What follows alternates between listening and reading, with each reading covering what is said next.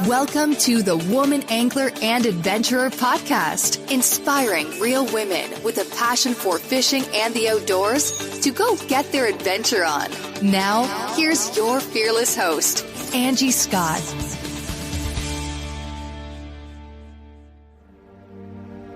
Hey everyone, welcome to the Woman Angler and Adventurer podcast, coming to you from the Lance Truck Camper mobile podcast studio. Woo-wee, what a journey. We're finally here. This is awesome. And I'm happy to bring you my first episode with two chicks in a boat, Beth and Lori. We're going to talk about tournament angling, bass fishing, and all sorts of things on this episode. So I can't wait for you to meet them if you're not familiar with who they are. But they were my guinea pigs for the first episode.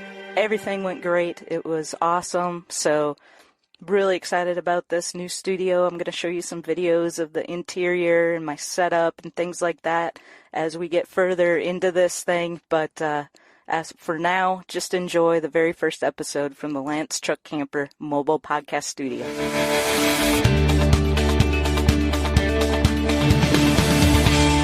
Welcome to the Woman Angler and Adventurer podcast, the very first episode coming to you from the Lance Truck Camper mobile podcast studio, which is where I'm sitting.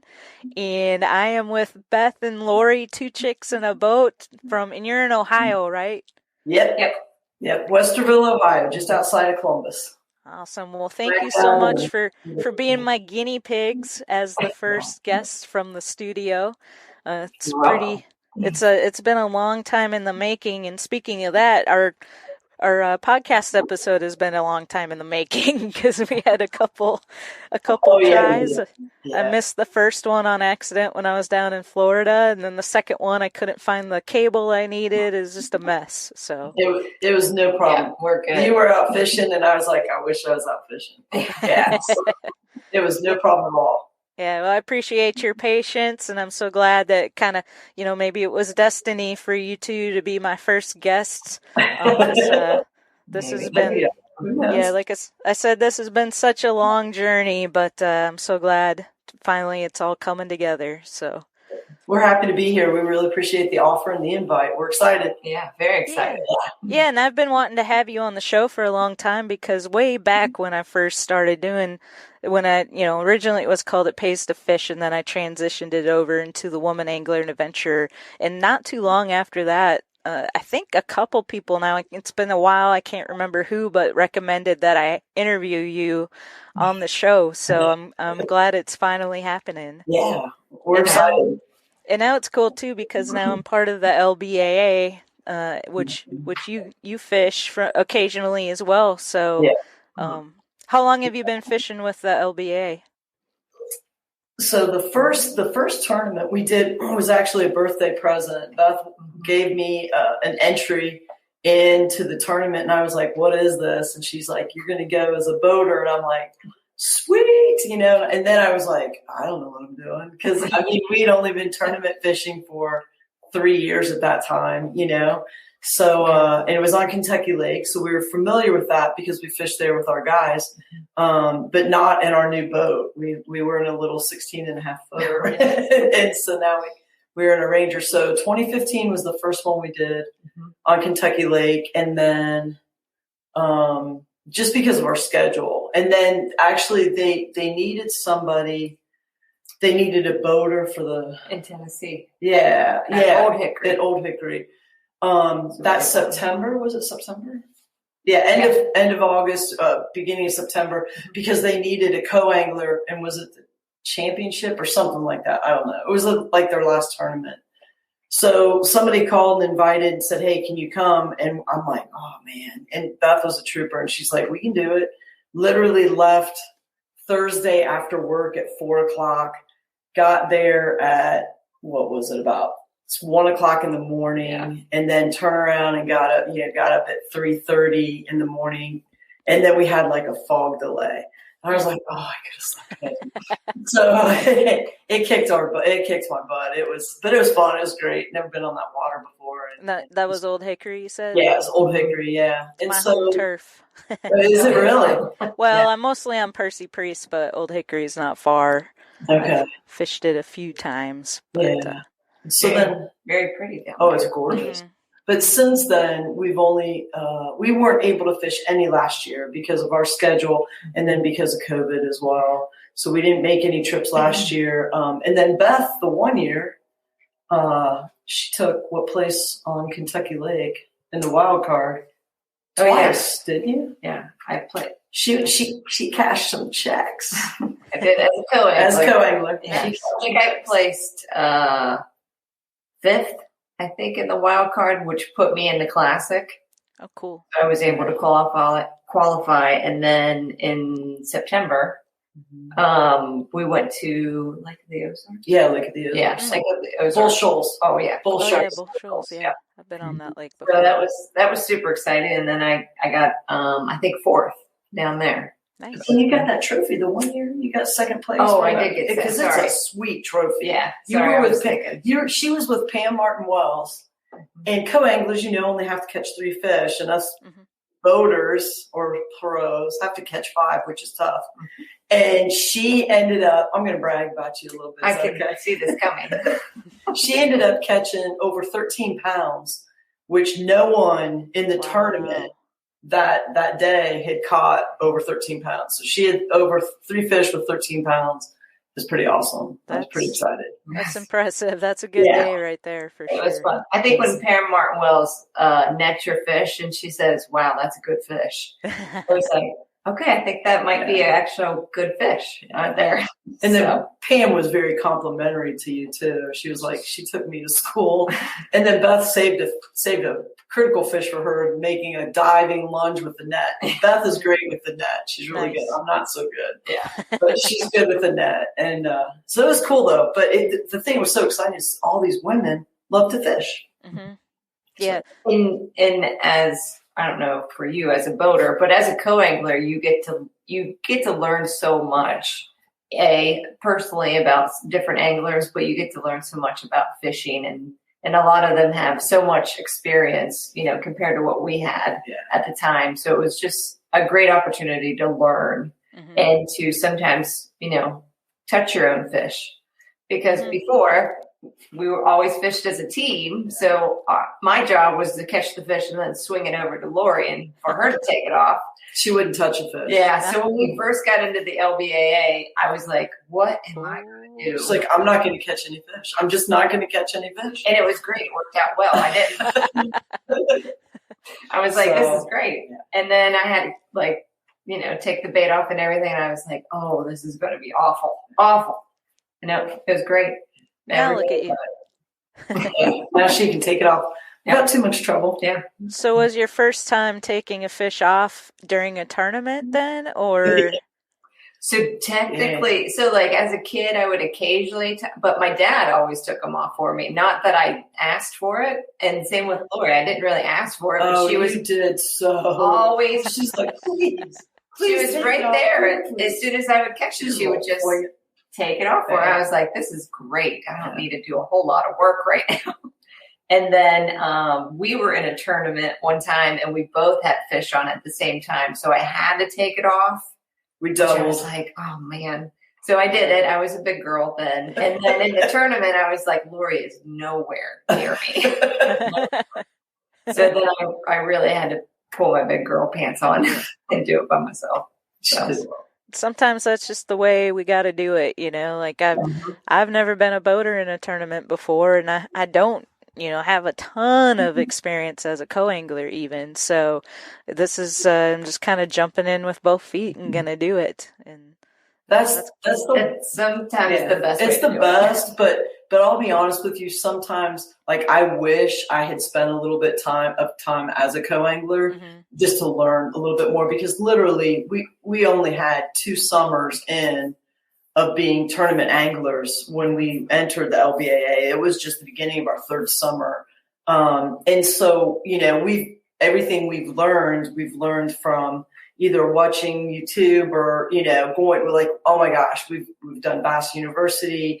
We would go to Cabela's and Bass Pro Shops and hear all of their speakers, Randy Howe, everybody. And we would take notes, like literally take notes. Yeah. So sometimes I'm like, I wish I had gone as a co-angler to get a little bit more feel. But also because we're going to do the Bass Open. And so we have to be co-anglers in that. And Beth is like, there's a different fishing out of the back of the boat is totally different. And Beth is like, she's like, you're going to have a hard time because she goes, you're going to want to drive and you're going to want to find the spots. And she's like, you just can't. But it's also just a totally different type of fishing. A lot of times it's finesse and it's spinning rod and I'm not real savvy with the spinning rod, but I'm going to learn. Yeah. Lori's really good. I mean, she's excellent at driving the boat. That's our team right here. She grabs the boat. I back it down. So I like it on land and I like it to stop when I hit the brakes, and Lori's good on water. It doesn't always stop when you need it to stop on water. Right. Yeah. I can't back the boat down. So she does that. And then I drive on water. So I'm practicing. Perfect. Yeah, it's good to switch it up and, get out of your comfort zone sometimes. That way, hopefully eventually both of you are good, at, still one might be better than the other, but at least you're, getting there anyway. So, you mentioned Bass University. So I signed up for that and I've been watching because I'm like, man, I have so much to learn. Like, I just, I have fished as a co-angler and I have picked up a lot of good stuff, from the guys that I've fished with, but I'm like, still my learning curve is like, so I joined it over the winter and I was like, I'm just going to start at the most basic level, even though I already, know a lot of this stuff, but I'm just going to like, maybe there's something I never really thought about or whatever. And so that's what I've been going through. But now I'm getting into some of the more advanced stuff and like technique specific stuff. And what struck me as funny is that you'll listen to one guy and you'll listen to another guy and they'll say the exact opposite things. And it's just like, at that point, that's why I think there's value in just getting out there by yourself or with a friend and just figuring it out, what works for you, because what works for one person, might not work for you because you have a slightly different style or whatever it may be. And so it can be really overwhelming to somebody who's learning when you go to a seminar and listen to one guy say, do it this way, never use this particular line for this technique or whatever.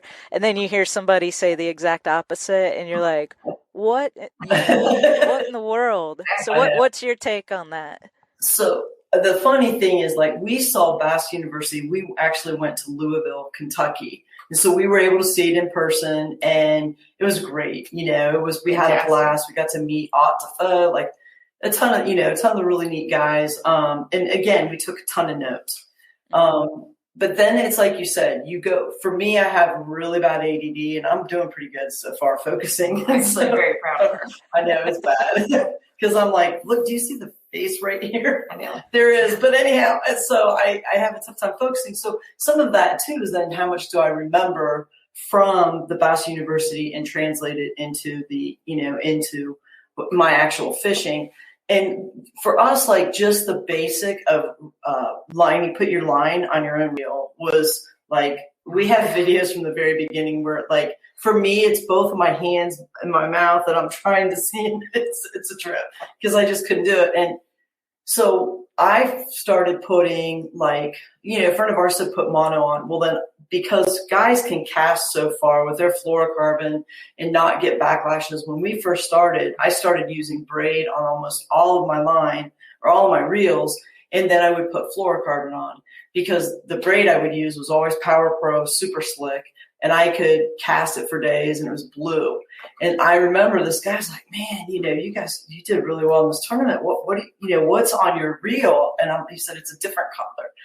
And so that was just trying to figure out. And then literally like 2 years later, you hear all these guys saying, well, they use braid to a fluorocarbon leader. And I was like, So I think you just, like you said, you just have to figure out what works for you and play around. So the reason I put braid on my reel was so that I could cast farther. I knew that I needed to be able to get crankbaits out further or whatever. And then I just played with the line size and the different techniques to do, if I'm pitching bushes, or buck brush, for sure it's straight braid. The other thing too that cracks me up is the guys are like, well, I've got 90-pound braid. I'm like, that's a rope. It's like a rope. And then there's 60-pound, and then I use this and this. And we just really, over the last 2 summers, really downsized. I did my line to where oftentimes I'm throwing 10-pound.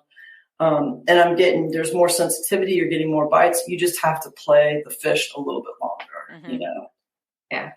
And I think going back to like when you're a co-angler, when I first started, I thought I needed to be doing what the pro was doing just to see if they were catching fish. And I thought, oh, well, I'm obviously going to need to do what they're doing. Well, I wasn't confident at anything they were doing. And I'm like, this is ridiculous. I can't keep doing this because I don't feel like I'm going to catch anything. So then once I backtracked, I was like, Beth, if you just throw whatever you're confident in, I'm like, and just feel like you're going to, a gut feeling that you're going to catch fish. That's what I went back to. And so that's always helped me out, being a co-angler, or even when we're in tournaments, because you hear tons of guys or girls say that, oh, the bite's going to be this, and you're going to need to use this and this type of braid, and, get rid of your spinning rods because it's all going to be, flipping bushes or whatever. And it turns out to be like a little spinning rod shaky head. Yeah. Yeah. So you just need to do what you feel confident in, but it just takes a lot of practice to go out there and feel good about it. It does. It's that confidence factor. And just like being a boater, when you're out on the water, and these guys are so good at their electronics. I mean, they are like, oh, this is this, and this is that, and this is this. And I'm like, I'm looking at I'm like, I don't even know what any of this is. I have no idea. And we're driving down the lake one time, and Beth is like, Lori, hey, there's an island right there. And I'm like, well, my thing tells me I'm supposed to go that way, my waypoint. And she's like, you might want to go around that island. I was like, okay. And granted, we were using a real small device. And so then I'm pushing on it, and we're on Kentucky Lake, and I'm hitting waves. And then I had a good plane over those waves, and then I just drop it off plane, and she stops and she goes, what is wrong? What happened? And I'm like, we're in Africa. We zoomed it out so much. So far, we're in Africa. And I was like, we're in South Africa to be exact. And she's like, oh, okay. And she didn't, and then couple tournaments later, she's driving down the lake and then comes off plane, and I'm like, where are we this time? She's back in Africa. So I just, I think you just got to figure out what you're doing. One thing I would say, though, and I think it's pretty consistent across the board, when we started, because our whole thing is when we teach and try to help people is we want you to be able to get into it economically, and we want you to be able to afford stuff to get in there. I will say that when it came to buying plastics, we bought every color there was in the store. Like I would go in for literally one bag of a plastic color, green pumpkin, and I would leave with $100 worth of worms. And Beth would be like, oh my God.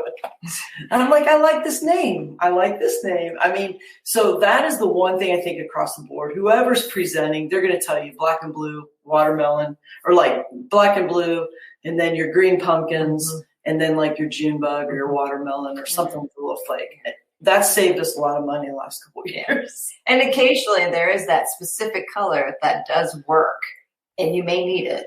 Yeah. But you don't need all 98 other bags with it. They're hanging in the garage right now. Very colorful. Yeah, that's great advice. It definitely can be overwhelming, and that to me, it's what you're confident with is what makes all the difference in the world. I've been in your shoes where I'm like, oh, okay, he's throwing a crankbait. I'm not, only caught like one fish on a crankbait before, but I'm gonna throw it, Yeah. Yeah. So yeah, I've been there, but and then it's different too, because one challenge I've had as a co-angler is, my biggest confident bait is just like a weightless Senko. If the conditions are right, it's not like super windy or whatever. Well, I can barely ever fish a weightless Senko during a tournament as a co-angler because they're running the boat way faster than you could possibly fish that, Yeah.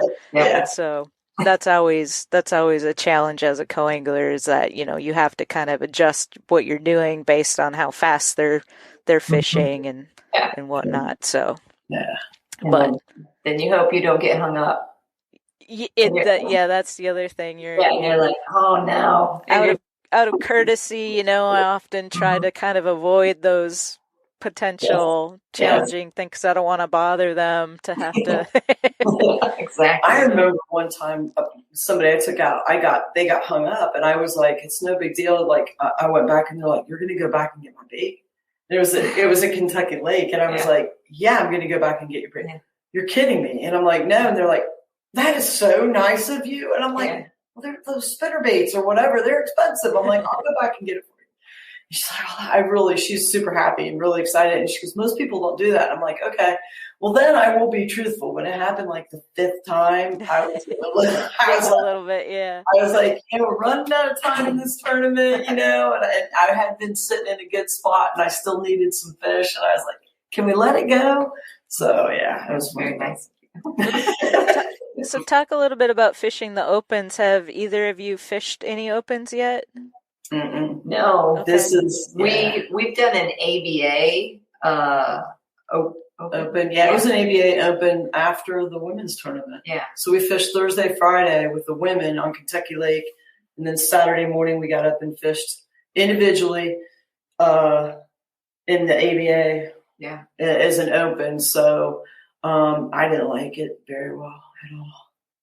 It was all drop shot. I don't know how to throw a drop shot. I'll be honest. I need practice. And and the kid was young, really young, and he was a local, so he knew the lake, and he was on them. He was on the fish, and he's catching them left and right. And then he left, and I was like, never leave fish.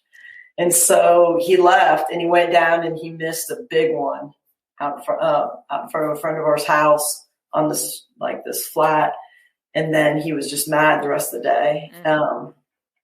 So then it got really rough, really, really rough. A lot of people out there, and the water was rough. A lot of it was a holiday weekend, so there were a lot of people out there driving around. And he went to go back to the spot, and the guys they were still sitting there that had been there in the morning, and they ended up winning the tournament.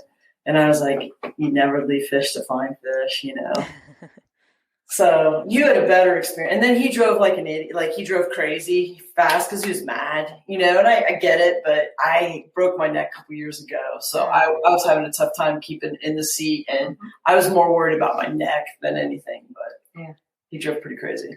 No, I had a good time. I mean, it got rougher towards the end of the tournament, but my guy was super cool. And speaking of a weightless Senko, that worked out well. Nice.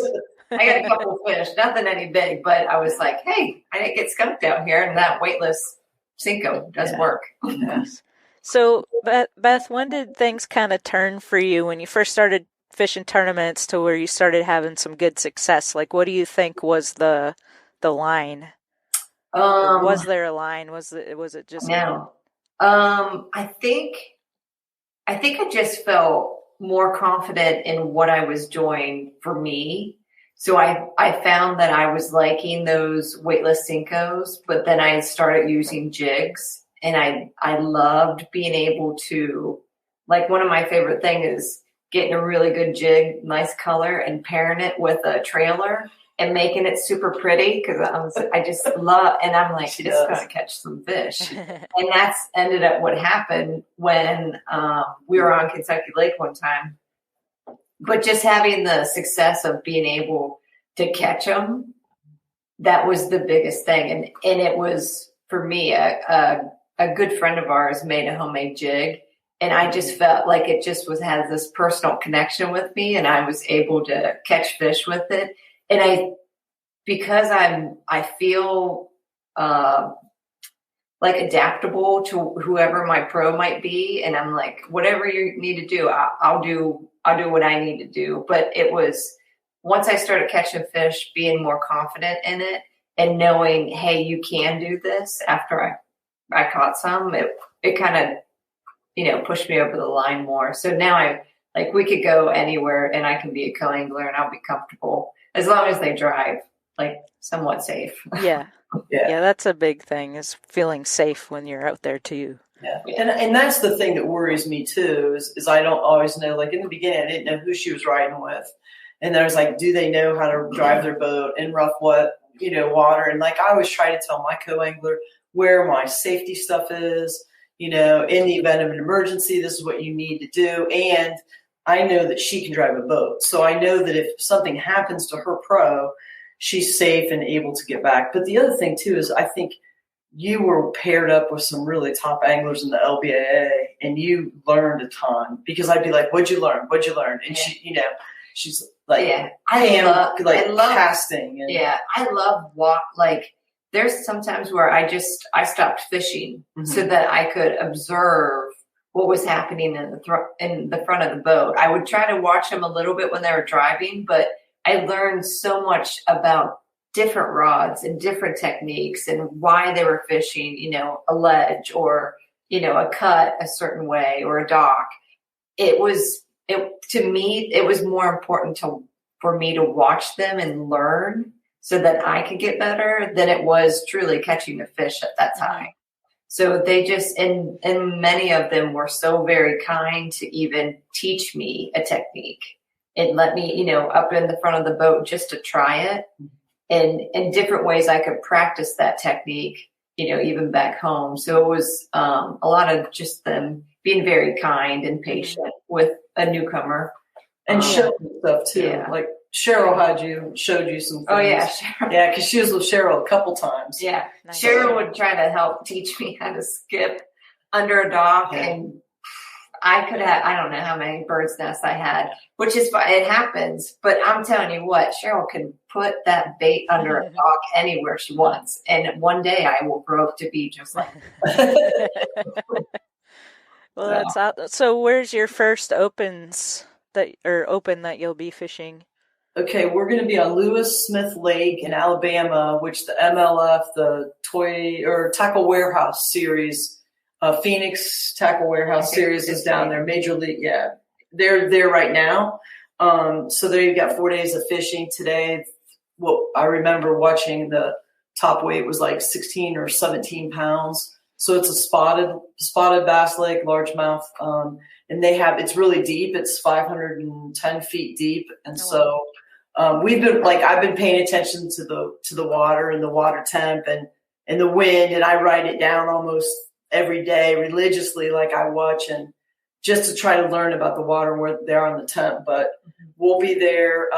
So this tournament's going off this week. It'll be over Sunday, and then we'll be there the 27th. But our tournament starts April 1st and 2nd. Okay. So we'll have 3 days to pre-fish, look around. And it really doesn't matter where we go or what we do. We just have to find out the technique to work. So we're kind of excited about it. It's the only open we've ever done as far as this is Bassmaster. Yeah. This is the one time you did get interviewed on a stage with the NBA. Oh my goodness. Well, my interview skills are slowly increasing with time here. But yeah, I got on stage and they were like, well, then we're going to interview you. And I was like, oh, please don't. And she's like, Lori, you talk. And because it was a team tournament. It was the National Bass Anglers Association. And the guy would just keep talking in the mic, and then occasionally throw it over to me like that. And I was like, well, I'm not ready. And And then he's like, how's the weather in Ohio? Is it snowing up there? And I was like, yeah, lots of snow. Like that. It wasn't snowing. There's no snow in Ohio. It was clear and sunny and bright.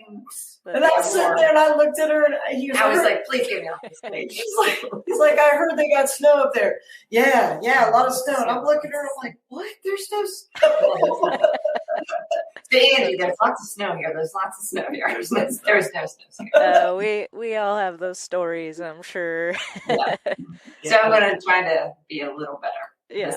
If we, I just hope we catch something. Hopefully, across the stage. I'm going to bring a fish across that stage. Oh, listen to that. There's some confidence. And now, if you think about that helps too. Like, I'm going to catch some fish. Yeah. Positive mental attitude. And maybe Trait Zildane will be my pro. There you Our go. buddy's fishing it, Charlie Hartley. What's that? Charlie Hartley's our buddy. We fish against him Tuesday nights up here. From Ohio. He's from Ohio. He was in the elites for many, many years and actually was in the top finish of the Bassmaster Classic. He was leading it after, I think, 3 days, and then didn't get it on day 4. So he's going to be in there. So we're like, I would love to fish with Charlie. That'd be awesome. We're just excited. Yeah, well, I would love to have you back on the show if possible when we are in North Carolina. Maybe we can do something in person. That'd be cool. Great. That would be great, and then catch up and see how that went and all the other things, and talk a little bit more about how you maybe more of your background stuff that we didn't really touch on, and doing the seminars and things like that. I'd like to talk more about that. But that's cool. I really, really appreciate you coming on the show finally. And like I say, the first episode from the mobile podcast studio. This is the first episode I've done on this platform too. It's called StreamYard. Did you like it? I mean, everything. It was piece of cake. Yeah. Awesome. So I just sent it from Messenger and I emailed her so we could set it up on this computer and not have it on our phone. And she was like, yes. All you had to do was enter and put your name in there and you were good. Well, good, because I'd like to do more episodes like this as well, so I can put them up on YouTube. I was doing just audio episodes on YouTube for a while, just the same, whatever comes out on the podcast platform. But I'm like, nobody really sits on YouTube and listens to audio. Some people do. I did get a few, but when you're driving, maybe you want to have something to look at, or whatever. So I think doing more of these, putting more of these in the mix will be fun. And as long as I'm somewhere where I've got a decent Wi-Fi connection, which so for the audience, I'm literally like where my boat is. I'm like 3 parking lots over at the RV park doing this, testing out the camper and everything. And thankfully they have really good Wi-Fi here. So that's cool. It all worked out. So thanks so much. Yeah. Thank you. Yeah. Thanks for having us. Yeah. I really appreciate it. We greatly appreciate it. I'm curious as to how you get your backdrops up there with all your sponsors and stuff. That's part of the StreamYard platform. So you can do these overlays, and had that built, months ago in preparation for doing this. And so I'm excited I finally get to use it. I do have to edit. One more sponsor came on board, Hellwig Suspension Products, for our truck. Oh, so sweet. I need to add their logo, but yeah, so very cool. Well, I'm glad it all went smoothly, and I'm going to head out. See you in North Carolina. Yes. I hope get to check out your boat. And will the camper be there too? That is the plan. That's the plan. Okay. Awesome. You could be my boater. What's that? Oh, that's true. You could be my boater. That is very true. That could happen. I mean, think about all the fish we're going to bring in. Oh man, it's gonna be insane. Like, I hope my live well's big enough. Actually, I hope so. Oh, it is. You'll be fine. And where's your first stop? Rehoboth. Oh yeah. Good luck. Yeah, that's gonna be awesome. I still don't have the boat. I still haven't put it in the water, used the electronics. So I'm hoping maybe first of next week it better be ready. I am registered as a co-angler, so worst case scenario, if it doesn't end up being ready, I'm still going to go with the camper. We've got a place reserved down there, and I'll be a co-angler if it comes to that. But, I'm on the bubble, so that could change, because if somebody drops out, then I might be out. Oh, wow. Yeah. Okay. I will say, if you're going with Garmin, you'll have no trouble learning how to use your Garmin. It seemed so. The graph on the helm seemed very straightforward, very So easy, user We friendly. switched to Garmin all last year, and the live scope, huge difference. Just like for us, getting the spot lock was a huge difference, and Garmin is just amazing. Just don't forget to update your software on the Garmin. Okay, Good good tip. Thank you. Yeah, get the bugs out. All Hey, right. thank you. You ladies have a good night. I smell the campfire burning, so Go get it. cook Awesome. my dinner and go out there and enjoy some fire. And There you go. Have fun. Yeah, thanks again, Angie. Thanks, all right, Angie. thank you. I Take care. appreciate it. All right. Bye-bye. Bye. Bye. All right, everyone. Thanks for watching. I hope you enjoyed this first ever episode from the Lance Truck Camper Mobile Podcast Studio. Thanks so much to Lance Truck Camper for coming on as a sponsor of this show. And I'm really looking forward to our partnership this year. Stay tuned for next week's episode, which is going to be coming to you from Lake Ray Hubbard, my first LBA tournament as a boater, as a pro, and fill you in on everything that went on with that. So looking forward to it. See you next week.